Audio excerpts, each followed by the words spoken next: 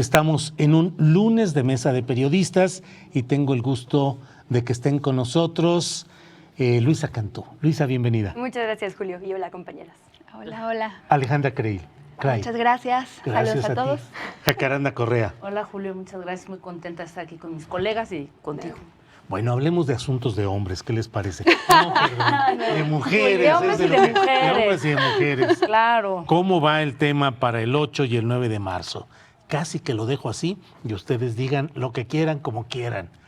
Quien quiera empezar, adelante. A ver, colegas, ¿quién empieza? Bueno, yo creo que tendríamos que empezar hablando de la importancia que tiene para un país como el nuestro, en un contexto como el nuestro, un paro de mujeres.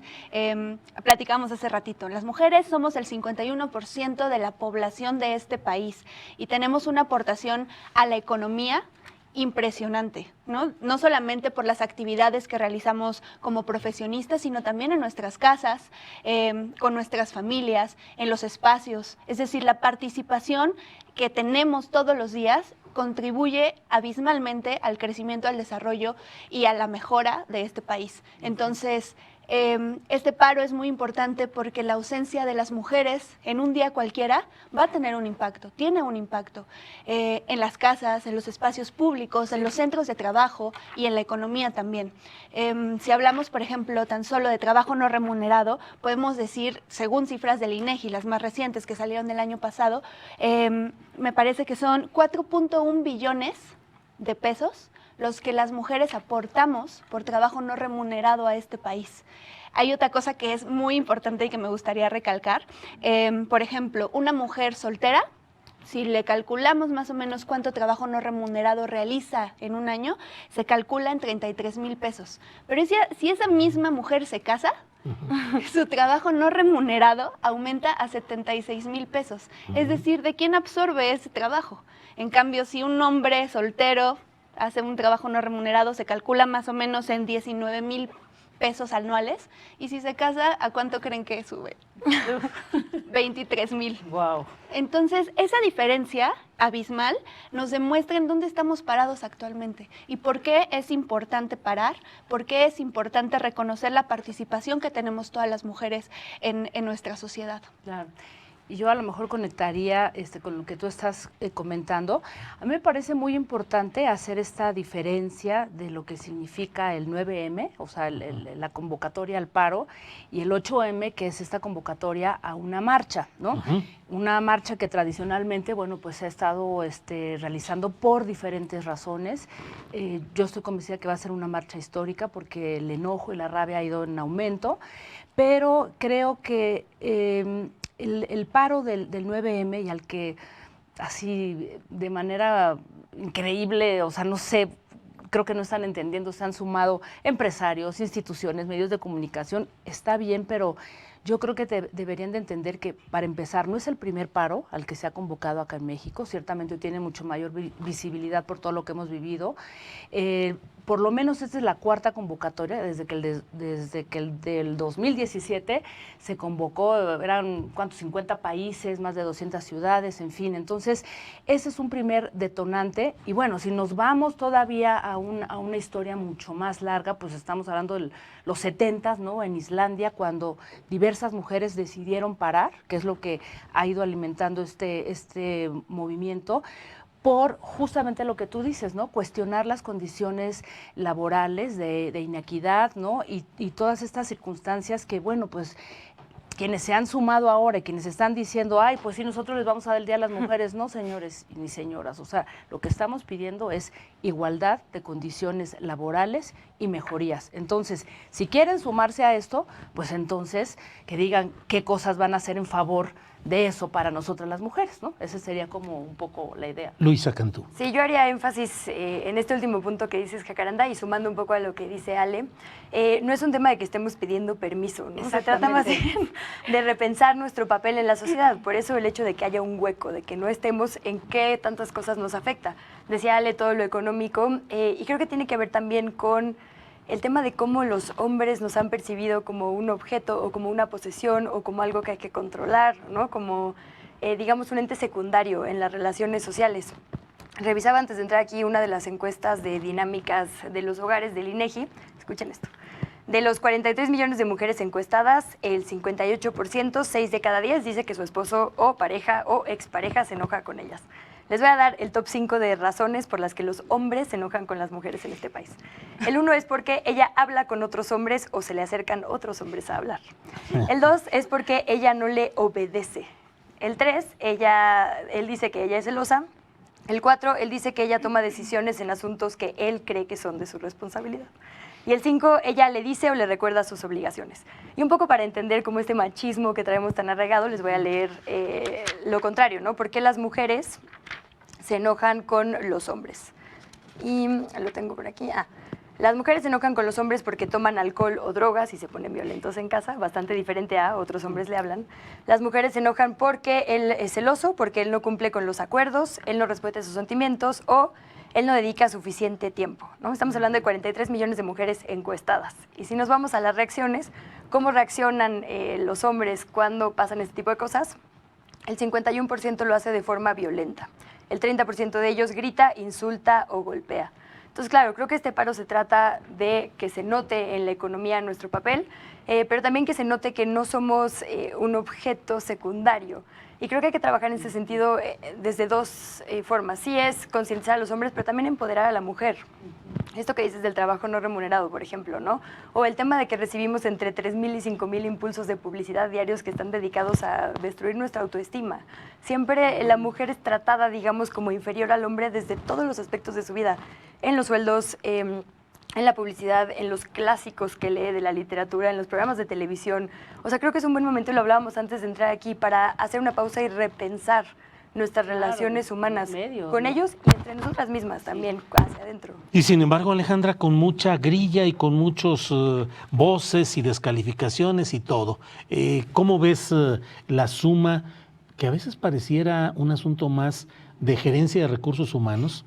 Lo abordan más como gerencia de recursos humanos. Pueden faltar, no hay problema, no chequen la tarjeta. No les despertamos el día. O de Claro, capataz, si le damos permiso de que. Pero ¿cómo ves el entramado político que se está dando? Mira, yo lo vería por dos vertientes. La primera es que esto justo nos demuestra en dónde estamos parados, ¿no? Como bien lo mencionan tanto Luisa como Jacaranda y tú mismo, pues hay un vacío de no saber qué hacer ante una mujer alzando la voz en general y en todos los espacios. Sí. Desde cuando una en su propia casa levanta la voz ante una situación de violencia o ante cualquier situación que no sea del agrado o que provoque algún malestar o algún daño ya emocional o físico o psicológico, hasta cuando lo hacemos en el trabajo, en el espacio público, cuando nos acosan, cuando queremos mejores condiciones. Entonces, siempre tenemos un desconocimiento de la otra parte sobre cómo reaccionar. Y eso lo estamos viendo claramente en nuestro gobierno también. Tenemos un gobierno que genuinamente no sabe qué hacer, pero tampoco pregunta. Y eso O no creo, escucha. Y no escucha. Yo creo que no está mal no saber cosas, no está mal tener un desconocimiento sobre cierta situación, sobre ciertas necesidades, ¿no? Pero cuando tienes una demanda que te llega hasta la puerta de tu casa, literalmente, yo creo que está obligado a escuchar y eso es lo que ha faltado. Entonces, por una parte, hay que reconocer que estamos viviendo una transición en el sentido de que estamos rompiendo el silencio. Creo que llevamos ya unos cuantos años, pero creo que nunca, como está ocurriendo ahorita, en el que las mujeres estamos alzando la voz sobre muchas situaciones que nos afectan. No solamente el tema de la violencia, que es lo primordial porque ataca nuestra vida. Pero hay otras áreas en las que también ya estamos señalando lo que está mal y lo que queremos que cambie. Y políticamente te diría, híjole, bueno, el tema del oportunismo es muy preocupante porque no puede haber ciertas figuras que pueden apoyar o quieren apoyar ciertos derechos, pero dejar otros de lado. Las mujeres somos seres integrales y tenemos necesidades integrales que hay que cubrir. Y la verdad es que en la actualidad los derechos que deberíamos de tener no los tenemos, no los podemos ejercer completamente. Depende de en qué territorio estemos, si estamos en la Ciudad de México, si somos de Chiapas, y depende mucho de muchas circunstancias porque no tenemos ni un marco legal ni jurídico que se aplique, ni hay un interés gubernamental por garantizarnos esos derechos básicos que tenemos, el principal, nuestra vida. Y que haya ciertos partidos que históricamente han, tratado de obstaculizar nuestra obtención de derechos como los reproductivos, el derecho a decidir, uno de ellos, pues es bastante preocupante porque pues cuando estuvieron en el poder tampoco nos hicieron caso, ¿no? Tampoco fue un tema en su agenda. Y casualmente ahorita, que es un movimiento que es sólido, que es fuerte, que hay una demanda social muy fuerte, entonces ya se le empieza a mirar como si fuera un capital político. Y las mujeres no somos un capital político, somos seres humanos con derechos y también con obligaciones, pero quienes están arriba... Es un uso de todos los partidos, 100%, 100%. Digo, ahorita me lo estoy del enfocando Panda, en mucha algunos. risa, pues, pero digo en general. En general, ¿no? en general. Por favor. Estoy totalmente de acuerdo en lo que tú dices y yo creo que esto nos debería de llevar a un debate mucho más profundo. Por ejemplo, en el caso de algunos medios que se han manifestado a favor del 8M, ¿no? O sea, del 9M, es que bueno, se agradece su interés, pero a mí me llama mucho la atención en los medios de comunicación, ¿no? Empresas en donde tú ves que hay programas, y ya lo decíamos el programa pasado, hay programas que siguen utilizando a las mujeres, como tú dices, de una manera totalmente deleznable, o sea, utilizándolas como un objeto, como una mercancía. Y entonces, o sea, se agradece que se manifiesten, pero yo creo que esa manifestación tendría que ir por otro lugar, comprometerse a tener códigos de ética mucho más responsables, ¿no? En donde, por ejemplo, hay programas, ya lo decíamos también la vez pasada, en donde hay una agresión constante hacia las mujeres y en donde se está transformando o sea, se está estereotipando a las mujeres. Y entonces, ¿qué pasa con esos medios de comunicación, no? O sea, en vez de sumarse, decir yo voy a cambiar esto, voy a hacer lo otro, voy a proponer determinadas cosas. Lo mismo en las empresas, ¿no? Poner ciertas condiciones y reglas para algunas mujeres, decir, a ver, vamos a cortar para las que son madres de familia los horarios, vamos a poner guarderías, vamos a dar un tiempo determinado para las mujeres que van a parir o después cómo vamos a hacer para que tengan unas ciertas condiciones laborables importantes. Entonces yo creo que la discusión tiene que ir en qué es lo que van a hacer a partir de este paro en donde vamos a exigir esto y muchas otras cosas más que estamos diciendo. Luisa. A mí este oportunismo político me parece fantástico. Creo que nos da, la verdad, un gran mapa a los ciudadanos de cómo votar, ¿no? Y lo decías bien.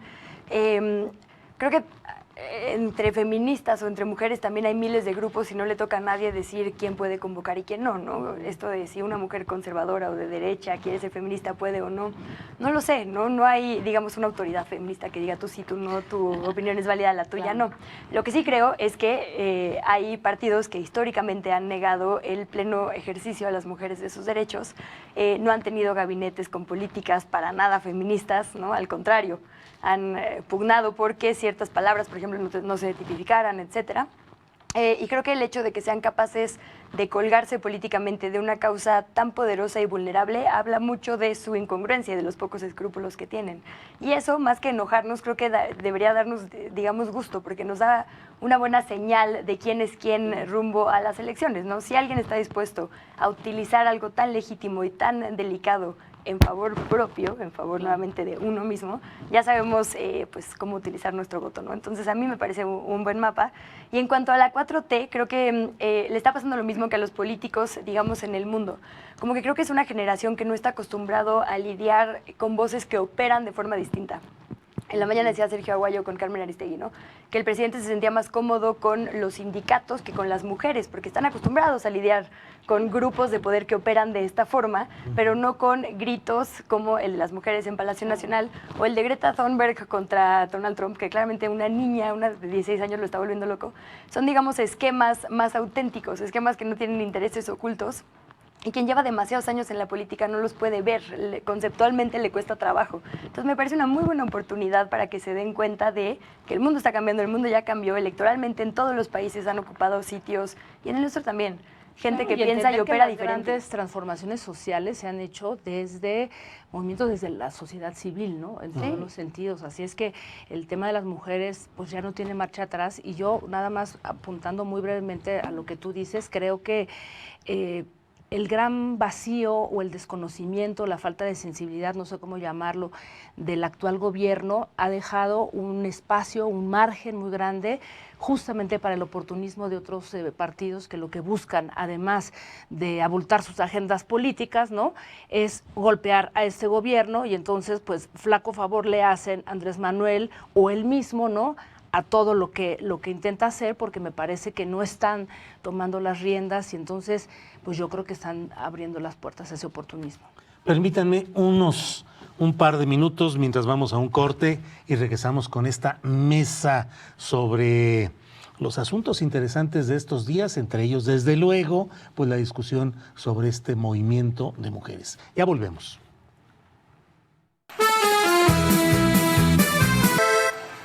Ya estamos de regreso, gracias por seguir en sintonía en La Octava. Estamos en esta mesa de periodistas con Luisa Cantú, con Alejandra Creil y con Jacaranda Correa. Pues seguimos con este tema, que nos vamos al corte y seguimos hablando con toda intensidad. Hay mucha tela donde cortar. Así que por favor, continúen. ¿Quién se quedó en el uso de la palabra? ¿Decías tú? A mí me gustaría retomar un poquito lo que estábamos hablando, el tema de cómo la 4T está abordando el tema de las mujeres, ¿no? Creo que es muy importante resaltar que en ningún momento, en ninguna de las manifestaciones que han hecho todas las mujeres que han salido a las calles, se han dado cita en Palacio Nacional, han tenido una exigencia de que se vaya este gobierno, que se vaya el presidente, que alguien salga, ¿no?, para dar como una especie de rendición de cuentas. En ningún momento se está yendo directamente a atacar a esta administración en ese sentido, de pedir un cambio de gobierno, de una confrontación directa, ¿no? Lo único que se está haciendo es salir a las calles para exigirle a quien tiene capacidad de toma de decisión y de acción que precisamente actúe, ¿no?, en estos casos recientes que han movilizado en mayor medida a las mujeres, pero que venimos arrastrando desde antes, ¿no? No solamente ha sido Fátima, no solamente ha sido Ingrid, tenemos muchos nombres de mujeres que han sido víctimas de feminicidio y que son víctimas de violencia, de diferentes tipos de violencia. Entonces, para mí es muy importante señalar esto. Las mujeres no salen a la calle para decirle al presidente que se vaya de la silla presidencial o de Palacio Nacional. Las mujeres salen a exigirle, a pedirle que por favor opere lo que tenga que operar con las áreas de justicia, con las áreas de política pública, para que las condiciones de vida de las mujeres mexicanas mejoren. Claro, y yo, por ejemplo, recordaría ese momento cuando Andrés Manuel fue gobernador de la Ciudad de México. Tuvo en su gabinete, en la Procuraduría, una mujer como Bárbara Illán, que ella fue una mujer fundamental con la que se logró, entre muchas otras mujeres, pero ella apuntaló mucho la tipificación del feminicidio en el Código Penal.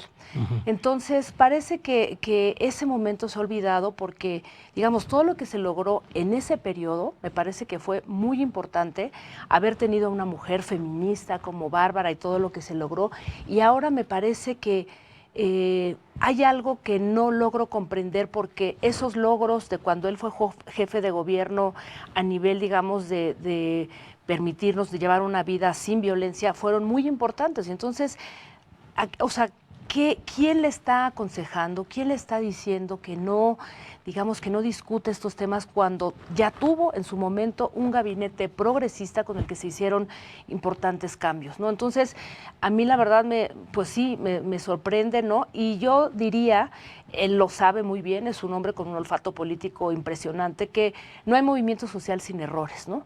Y en el caso, digamos, del movimiento feminista, por supuesto que hay errores, ¿no? Por supuesto que se ha biologizado, que esa es una de las cosas que yo siempre voy a defender, que es desbiologizar la discusión, es decir, no es hombres y mujeres, no es un asunto de género, es algo que trasciende, pero creo que lo más importante tiene que ver con entender que estamos aprendiendo a hacer ciudadanía, que va a haber errores y que en un país tradicionalmente, digamos, llevado por un paternalismo durante muchos años desde el PRI, pues es difícil encontrar fórmulas de organización digamos que libres de cualquier error, ¿no? Entonces yo creo que el movimiento tiene muchos feminismos a su interior, hay una parte radical, también con toda la razón, hay otra parte que no es radical, hay otra parte más moderada, en fin, hay muchos feminismos ahí y yo creo que las mujeres que están dentro del gabinete de Andrés Manuel López Obrador son mujeres muy inteligentes que tendrían que abrir la puerta para dialogar con todos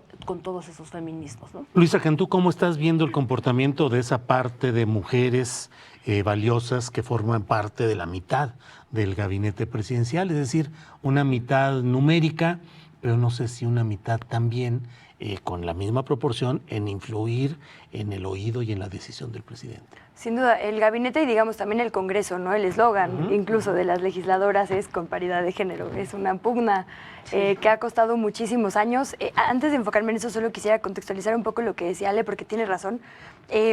Decíamos que no es un tema contra López Obrador y rapidísimo, nada más para ponerlo en cifras. En el 2015, el total de víctimas de homicidio mujeres, es decir, no tipificadas como feminicidio, fueron 2.161 y en el 2019, 3.825. De esta cifra sale el 10 mujeres diarias son asesinadas, ¿no? La tipificación, que empieza más o menos en esos años, nos da 426 en 2015 contra 1.006 el año pasado, ¿no? Sigue siendo un universo demasiado chico. Por cierto, el 10% de las sí tipificadas como feminicidio son menores de edad. Entonces, digamos, yo creo que hay un montón de pistas, como bien decías, para hacer políticas públicas enfocadas en las poblaciones más vulnerables. Se habla mucho, creo yo, por ejemplo, del Estado de México, de Chihuahua, que son los casos como emblemáticos por la magnitud, pero no lo estamos viendo en tasa. Si lo hacemos por 100,000 habitantes, los focos rojos son Morelos, Veracruz, Colima, Sonora, con gobernadora mujer también, ¿no? Sinaloa, etcétera. Entonces ahí es donde creo que las mujeres tendrían que hacer a un lado esta, digamos, politiquería, más bien decirlo así, no tanto cerrar filas para proteger a la 4T, porque creo que es el sentimiento que tenían, ¿no?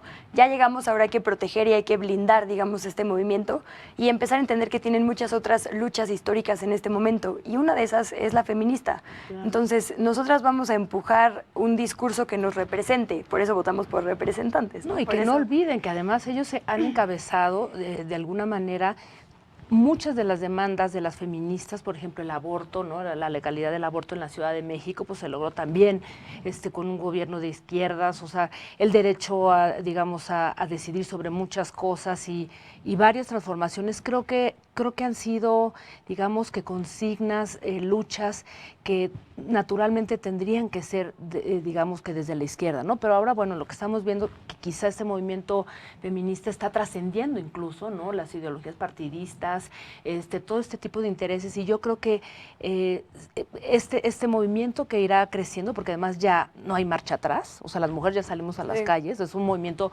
popular y también es anticapitalista, o sea, yo creo que tenemos que entender todo lo que hay alrededor de este movimiento, y como tú bien dices, no es una cosa ni contra los hombres, ni contra el gobierno, sino es contra un sistema patriarcal que, ojo, puede haber mujeres también patriarcales, y hombres muy maternales, por decirlo de alguna manera, ¿no? Entonces yo creo que justamente por eso tenemos que discutir y ver, bueno, hacia dónde vamos a dirigir pues todos estos esfuerzos, porque ya no hay marcha atrás. Alejandra, ¿irá a tener fuertes consecuencias electorales en 2021 este movimiento?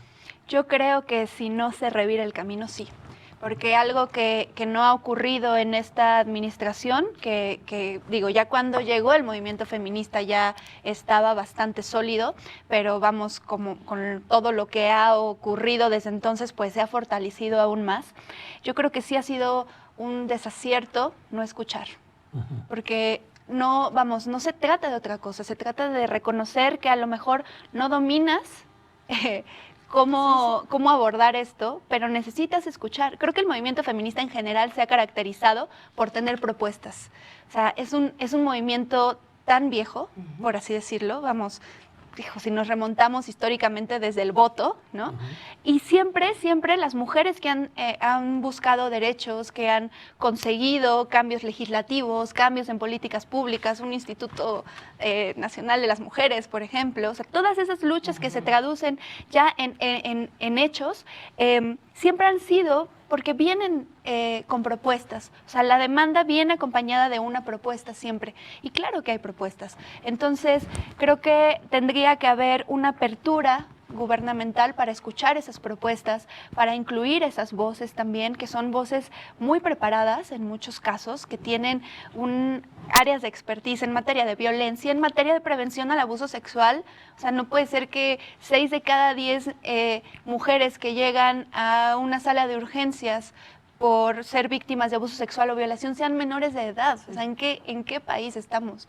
¿No? Es decir, hay muchas propuestas que se pueden tomar en cuenta y que sí pueden abrazarse para tener cambios que beneficien a más de la mitad de la población. Entonces, claro que en ese sentido yo sí escucharía políticamente las demandas, porque si se quiere mantener un partido nuevo en el poder, si se le quiere dar continuidad a esta transformación, no pueden dejar fuera a la mitad de la población. Y tal cual, para transformar, creo yo, primero hay que empezar por deconstruir todo lo que nos sirve. Y lo decíamos antes de entrar aquí contigo, Julio, creo que lo hemos visto todos en nuestras casas.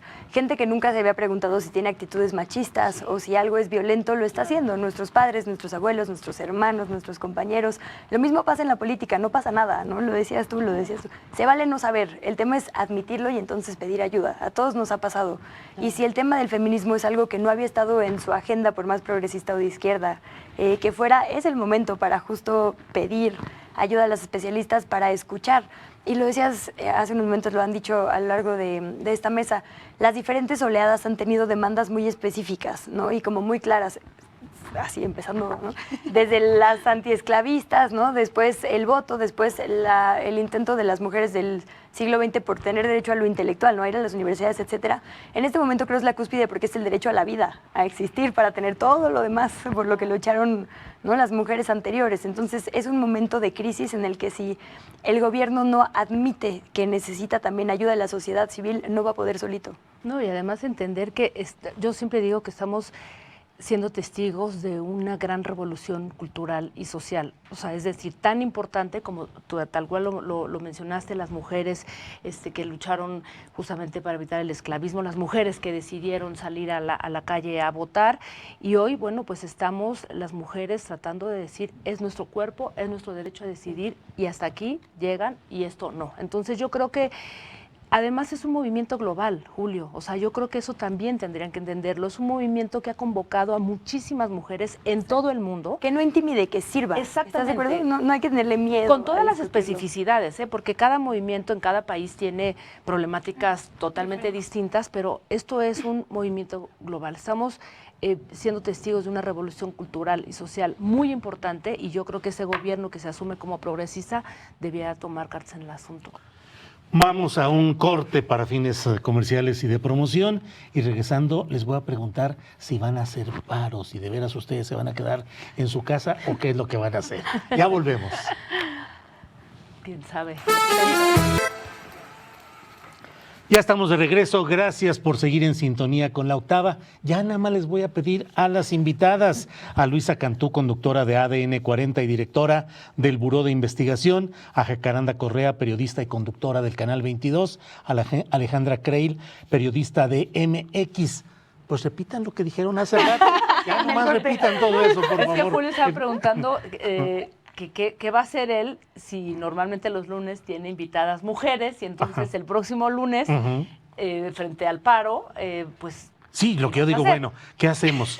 Vienen las mujeres a hablar con amplitud de lo que está sucediendo, pero de esa manera, digamos, romperían su paro. O invito hombres a que hablen sobre mujeres. O llenamos con reportajes sobre lo que está sucediendo toda esta hora que es normalmente de opinión.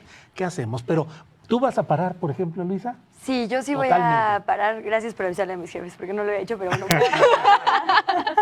Sí, yo sí voy a parar. Tengo muchos sentimientos encontrados respecto a este paro. Lo hablaba con Ale antes de entrar. Somos compañeras, ¿no? De muchos años, hablamos mucho entre nosotras. Creo que es una gran generación de periodistas. Sí. Todas. Sí es. Porque claro, hay quien dice, solo las mujeres privilegiadas pueden parar. Yo tenía como este choque de sentimientos. Sí, ¿no? Primero que nada diría, voy a parar porque no se puede desaprovechar un momento de organización masiva como este, ¿no? Somos tantas hablándolo que no hay manera de dejarlo pasar. Por eso voy a parar.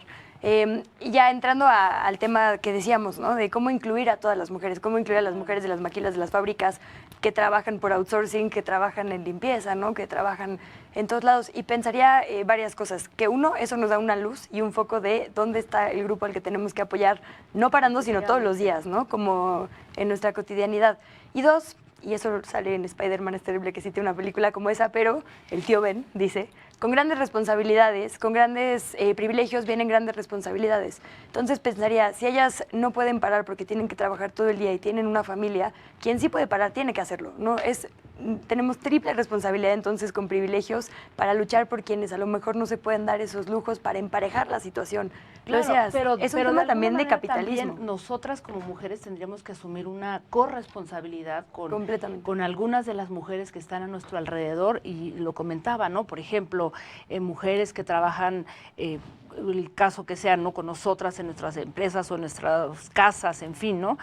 Bueno, pues entonces, si hay una mujer que trabaja a nivel doméstico, bueno, pues le pagas el día y que no vaya a trabajar, ¿no? O sea, creo que se trata también de expandir esta, digamos que, esta ola de apoyo, ¿no? De sororidad, ¿no? Y de decir, bueno, pues entonces yo me voy a comprometer, ¿no? Yo también tengo muchos sentimientos encontrados, ¿no? Pero también he llegado al punto en el que quizá es momento de decir, a ver, nos vamos a ausentar un ratito a ver qué va a pasar, ¿no? Entonces, pues probablemente sí, nos vamos a invisibilizar un rato. Bueno, no invisibilizar. Yo diría que al contrario, nos vamos a hacer mucho más visibles con este paro. Yo también voy a parar. Hola, jefe. No, pero claro, como lo dice bien puede Luisa, ser. claro, a mí me interesa muchísimo ver qué va a ocurrir ese día. Hace rato le decía un poquito a Julio de, bueno, esto, o sea, esas preguntas que se están haciendo en los lugares de trabajo, en las escuelas, en las casas, de qué hacemos los que no paramos, ¿no? O sea, cómo vamos a abordar esto, a quién invitamos a un programa de televisión, a quién no, cómo suplimos esas ausencias. Eso es parte del debate y eso es la importancia también de este paro, ¿no? A ver cómo sí hacemos falta en los espacios. Lo que él le quiso decir es, resuélvanlo, hombre.